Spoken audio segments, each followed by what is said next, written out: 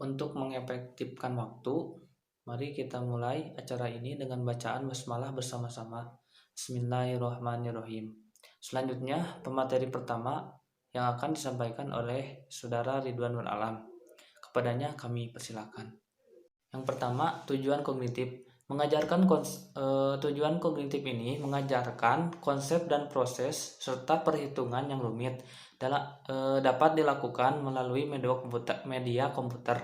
Dengan media komputer, hal tersebut dapat dijelaskan melalui penggabungan visual, animasi, dan audio sehingga siswa cocok untuk kegiatan pembelajaran mandiri. Selanjutnya, tujuan afektif. Media komputer juga dapat membangkitkan perasaan serta sikap positif siswa. Dengan video pendek dan audio tertentu yang dijalankan oleh komputer, siswa mampu merasakan dan menghayati secara langsung, bukan hanya sekedar informasi teoritis. Yang selanjutnya yaitu tujuan psikomotorik. Pembelajaran yang dikemas dalam bentuk permainan dan simulasi sangat baik digunakan untuk menciptakan kondisi belajar siswa. Dengan menggunakan komputer, keterampilan siswa akan terasa dengan simulasi yang mereka saksikan secara langsung, seperti simulasi berenang, simulasi menerbangkan pesawat, simulasi bela diri, dan lain-lain. Terima kasih kepada Saudara Ridwan Alam yang telah menyampaikan materinya. Selanjutnya akan disampaikan oleh Sani Ratni Pertiwi. Kepadanya kami persilakan.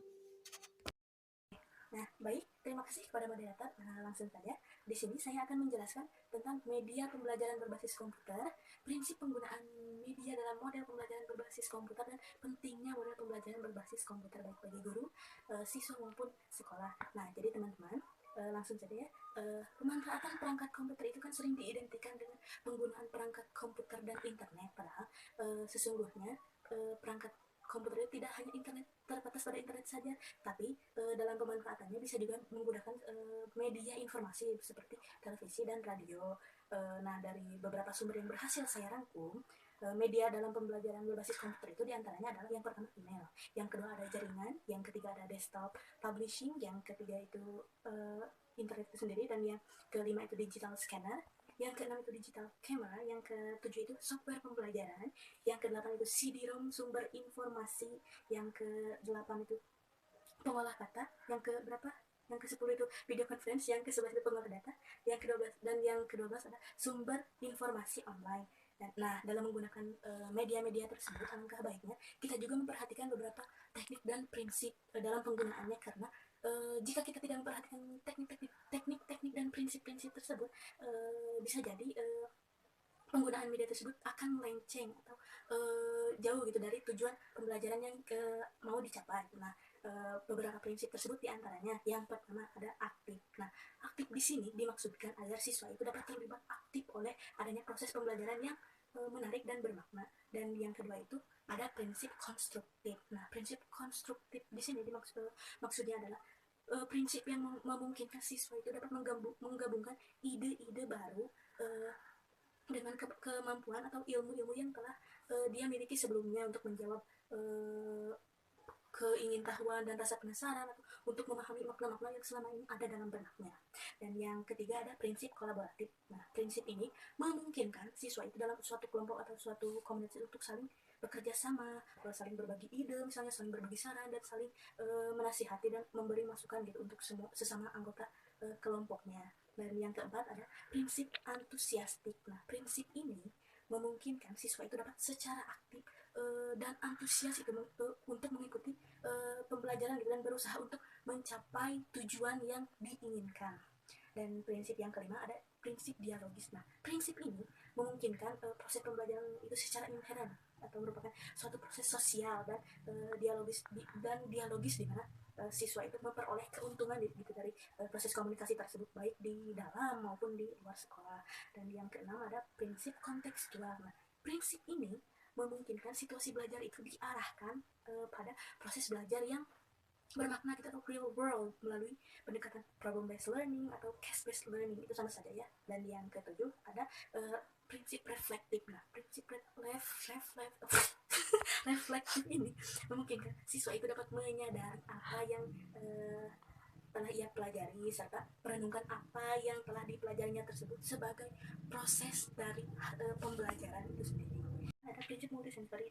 Prinsip ini memungkinkan pembelajaran itu dapat disampaikan untuk berbagai modalitas belajar atau multisensori gitu, baik audio, visual maupun kinestetik.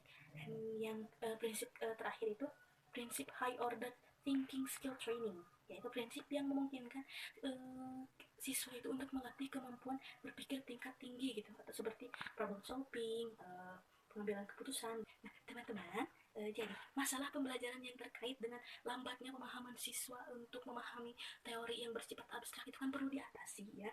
Nah, jika itu dibiarkan maka efektivitas dan efisiensi pembelajaran itu akan rendah dan itu akan berakibat pada rendahnya prestasi belajar siswa. Nah, untuk mengatasi hal tersebut maka dikembangkanlah model pembelajaran berbasis komputer ini. Pembelajaran berbasis komputer itu sangat penting gitu bagi guru, sekolah maupun siswa sendiri. Nah, berikut akan saya jelaskan satu persatu.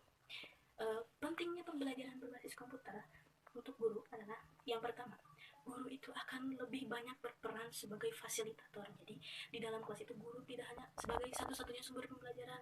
Dan yang kedua, ada memberi alternatif variasi metode pembelajaran. Nah, dengan adanya model pembelajaran berbasis komputer ini, metode pembelajaran yang digunakan pula akan variatif gitu, akan bervariasi, tidak hanya berpusat pada ceramah dan ceramah saja gitu. Dan yang ketiga yaitu menolong mengembangkan media pembelajaran. Nah, karena tidak semua guru itu kan memiliki kreativitas dan waktu untuk melakukannya, jadi digunakanlah media-media pembelajaran berbasis komputer. Pembelajaran berbasis komputer juga sangat penting bagi siswa karena yang pertama, siswa itu akan lebih cepat dan lebih mudah dalam memahami konsep atau teori yang bersifat abstrak gitu, yang nantinya akan disajikan secara cermat dan konkret dalam media komputer gitu, sehingga mudah ditangkap oleh panca indera siswa tersebut. Dan yang kedua itu mampu meningkatkan motivasi belajar siswa selama proses pembelajaran. Kenapa? Karena media yang ditayangkannya pun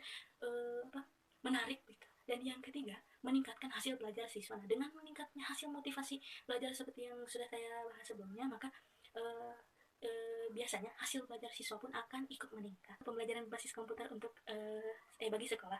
Nah, dengan adanya model pembelajaran berbasis komputer ini ya, yang dikembangkan di sekolah, nah sekolah itu jadi di sana itu akan tersedia bahan ajar yang telah divalidasi sesuai dengan bidang studi, sehingga setiap guru itu dapat menggunakannya dengan mudah gitu. Jadi tidak perlu, kalau tanpa perangkat komputer kan biasanya guru itu misalnya harus mencatat atau harus bagaimana. Nah, karena ini sudah tersedia jadi lebih mudah. Mohon maaf bila banyak kesalahan.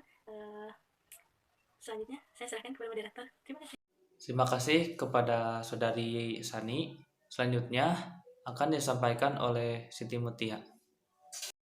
Selanjutnya yaitu ada jenis model pembelajaran berbasis komputer.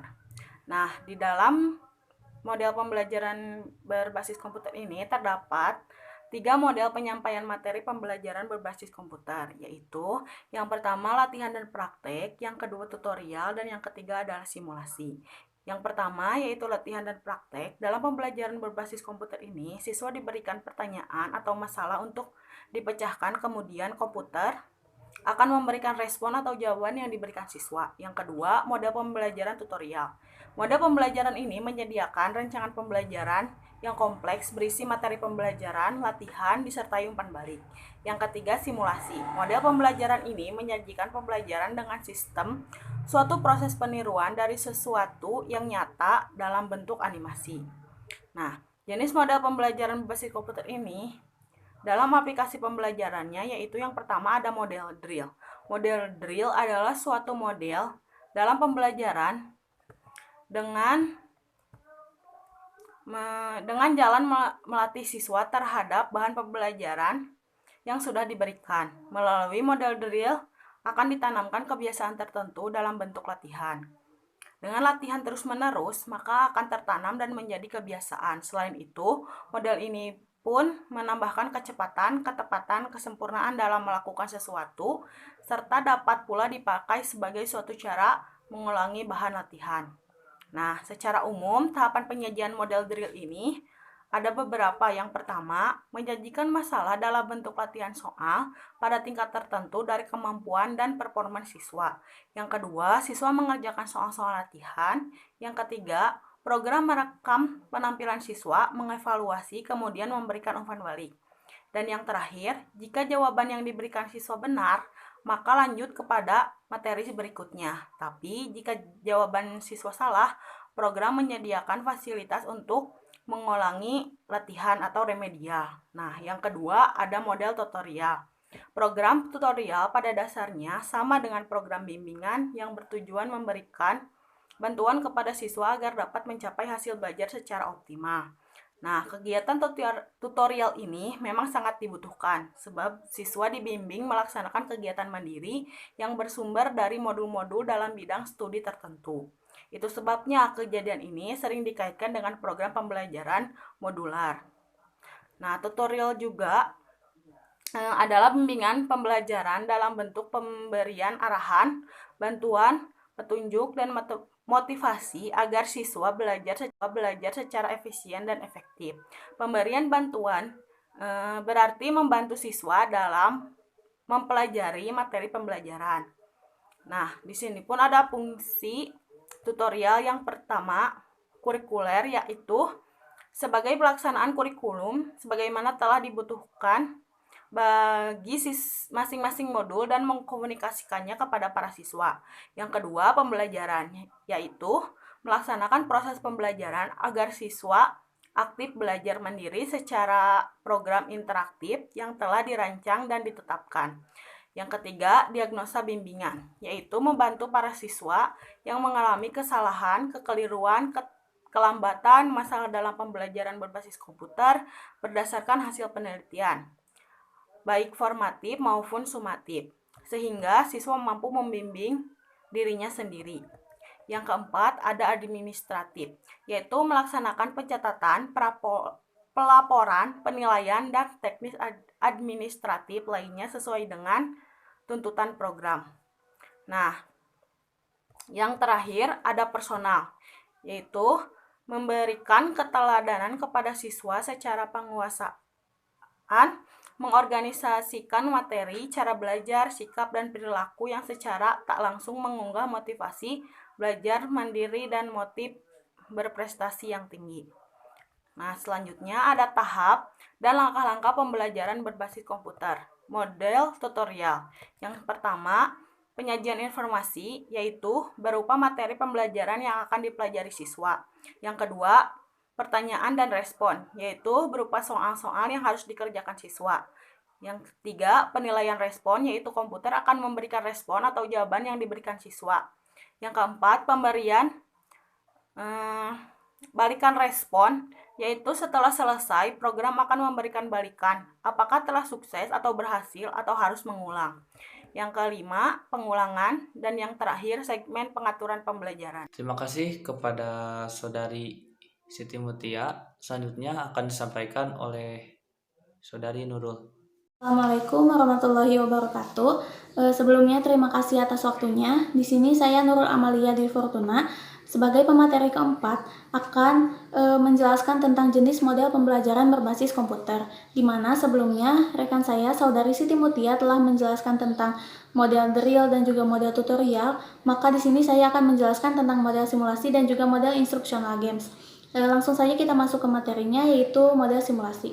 Jadi model simulasi ini merupakan salah satu model atau salah satu strategi pembelajaran di mana ia bertujuan untuk memberikan pengalaman belajar yang lebih konkret.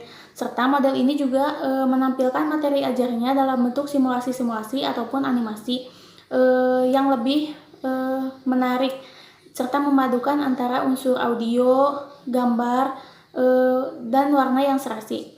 Nah, di dalam model simulasi ini juga terdapat tahapan materi. Yang pertama ada pengenalan, yang kedua ada penyajian informasi, yang ketiga ada pernyataan dan respon jawaban, yang keempat ada penilaian respon, yang kelima ada pemberian feedback tentang respon, yang keenam ada pembetulan, yang ketujuh ada segmen pengaturan pengajaran, dan yang terakhir ada penutup. Selanjutnya ada model instructional games. Nah, jadi model instructional games ini sendiri merupakan salah satu bentuk metode dalam pembelajaran berbasis komputer. Nah, tujuan dari model instructional games ini adalah untuk menyediakan pengalaman belajar yang lebih memberikan fasilitas belajar untuk menambah kemampuan peserta didik melalui permainan-permainan yang lebih mendidik. Nah, pembelajaran ini juga tentunya harus menggunakan atau dirancang sedemikian rupa sehingga pembelajaran akan terasa lebih menantang dan juga menyenangkan. Nah, pembelajaran juga diharapkan dapat meningkatkan motivasi peserta didik untuk terus belajar agar tujuan dari pembelajaran tersebut dapat tercapai.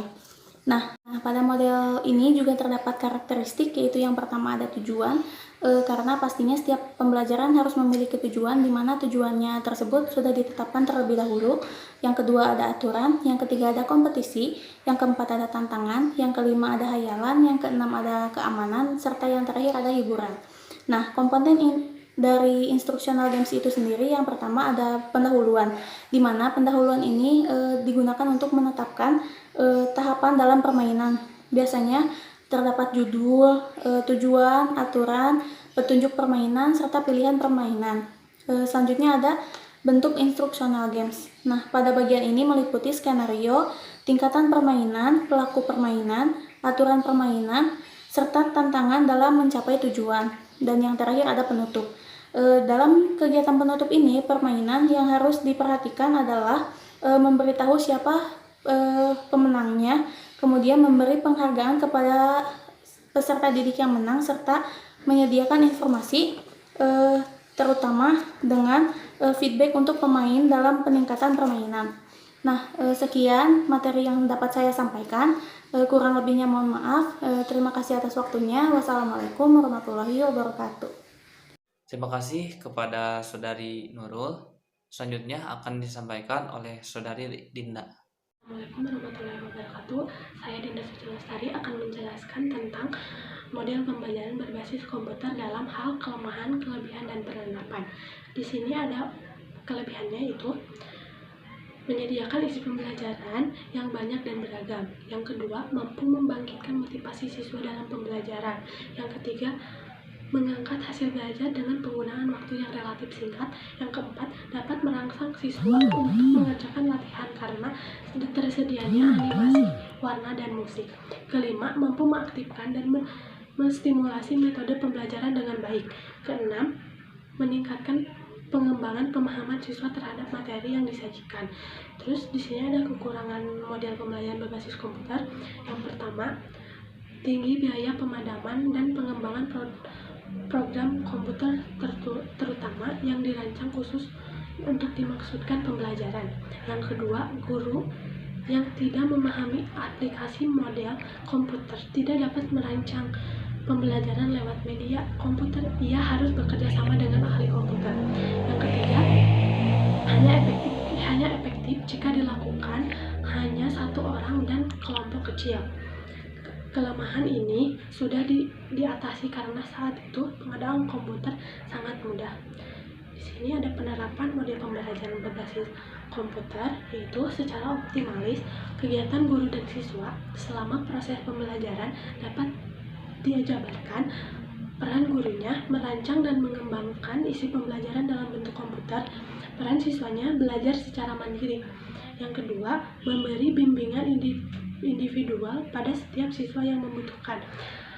Peran siswanya mendiskusikan topik masalah yang dirasa belum jelas dengan guru. Peran guru yang ketiga, fasilitator bagi kegiatan belajar siswa. Di sini siswa berperan sebagai menilai kemampuan belajar. Yang keempat, dari peran guru di sini selalu melakukan update terhadap bahan ajar.